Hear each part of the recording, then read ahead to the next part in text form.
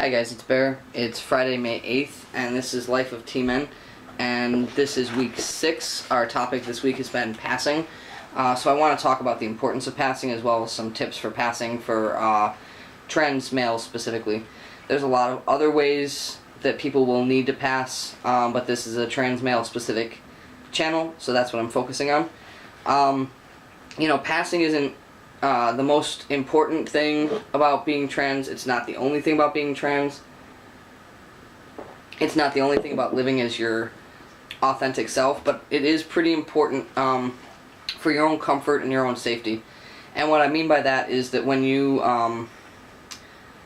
get misgendered, you become very uncomfortable. So, for me specifically, when I'm addressed as a female, using female pronouns or titles in public, it can get really upsetting. It triggers my dysphoria.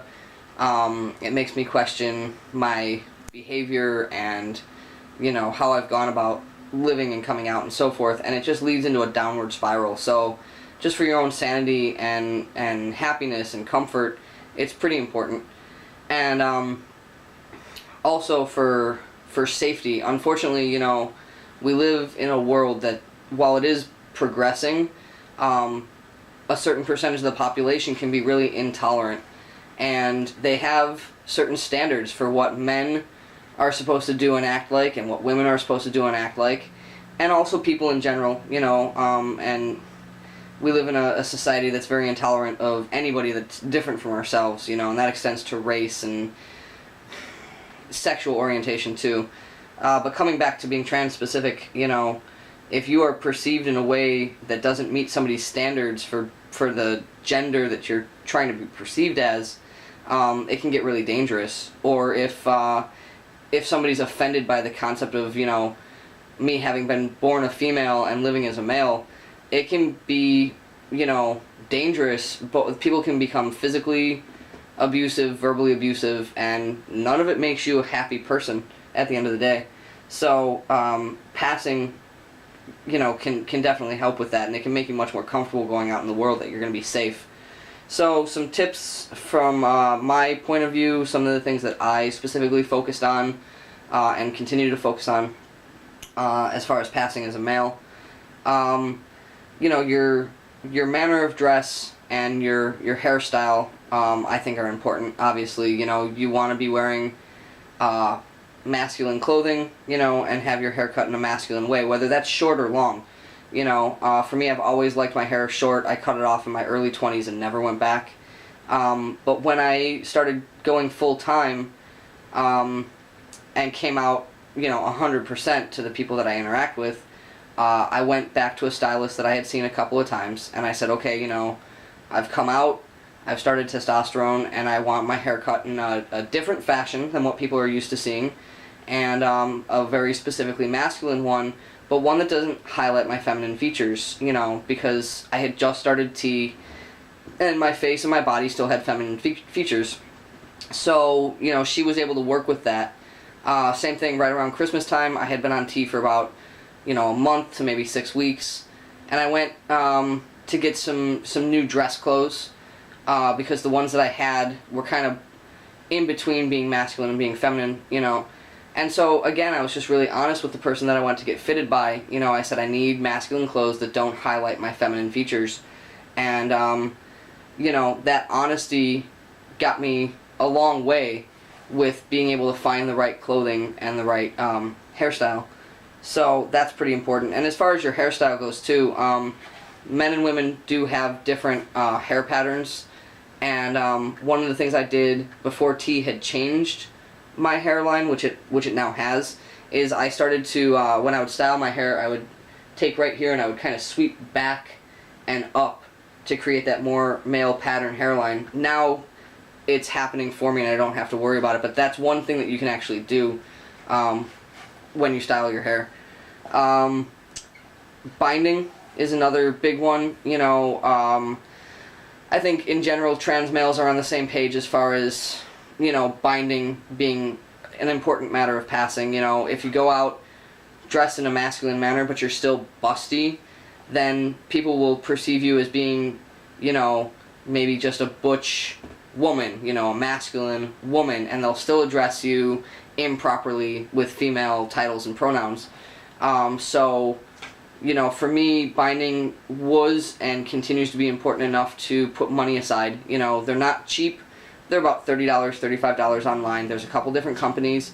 I like Tri-Top Underworks binders, so those are what I own. But there's a couple other companies, and you know, if you're tight on cash and you think that you can't afford one, you'd be surprised putting away $5 or $10 a week for a couple of weeks, or like a month and a half or so, and then being able to order a binder. It's not that hard. If it's important enough to you to be perceived the way that you see yourself, then you'd be surprised how easy it is to, you know, not go out for a meal and put that money aside instead in order to get yourself a binder, or anything else that's, you know, making you more comfortable, but that's a different story. Your voice, you know, again, if you're pre-T, your voice may be higher than mine was originally, and that makes it hard to pass.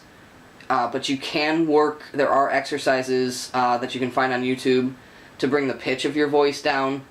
That's a matter of practice, or up. You know, again, for trans females, I know that there's a lot of exercises that people will do to actually change their voice register up, which is really cool. I've seen some of those videos recently. Really mind-blowing. For trans males, obviously, you want to go down, and you can do that with various exercises. Be careful, because some of them can be a little bit damaging on your throat, but in the meantime, instead of just changing the pitch, you can also change the inflection and the speech patterns. You know, female speech patterns are to go up at the end of sentences, where everything starts to sound like a question. And one of the things I did right away when I went full-time and came out was I started to drop down at the end of my sentences. And that, surprisingly, I got pretty instant results when people could only hear me. And also speech patterns, you know, there can be more effeminate ones, more masculine ones. That kind of depends on where you're from and stuff too. And then your body language, you know, is really important. You know, in our world, I think in general, certainly in my, you know, in the American society, women are treated or expected to be, you know, sort of smaller, more submissive, more background characters, more quiet people in general, and I have all sorts of opinions on why that's wrong, but that's a whole different topic. So from a very young age, girls are taught to sit a certain way and act a certain way, and that is to be much more small.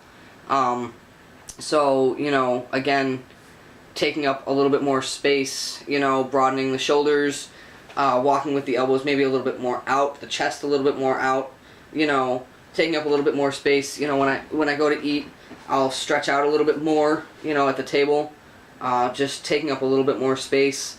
Public transportation, you know, unless people are trying to find a seat on the train, you know, I'll kind of just spread myself out a little bit more, take up a little bit more space visibly. And in general, when it comes to body language and speech patterns, you know, just study. You know, I've really just paid attention to the people around me, both male and female, and tried to see what their different habits are and their different patterns are, you know, as far as body language and speech patterns. I think that's about it. Oh, one thing I didn't touch base on with body language is that there is an anatomical difference between male and female skeletons. The pelvis on a female is a little bit different. Men are here, females are here, and it causes the knees to go in a little bit more, which is what causes that hip sway, which people are very, very subconsciously attuned to because it's considered, you know, attractive. And so you can try to also steady yourself in the hips if you're trying to pass as male, because men don't really move their hips just because of their anatomy. So that's another big one that I made sure that I was doing. Men will move their shoulders a lot more. You know, again, that concept of taking up more space, you know. So that's what I did as far as passing and going full-time. So study, pay attention to what people around you are doing, you know, maybe think about changing some stuff up about your hair, you know, get a binder, and be confident. You know, that's the biggest one. Whichever way you're going, whichever way you're trying to pass, be confident. Go in that men's room if you want to go in that men's room and be perceived as a male. Do it. Be confident about it, and good luck.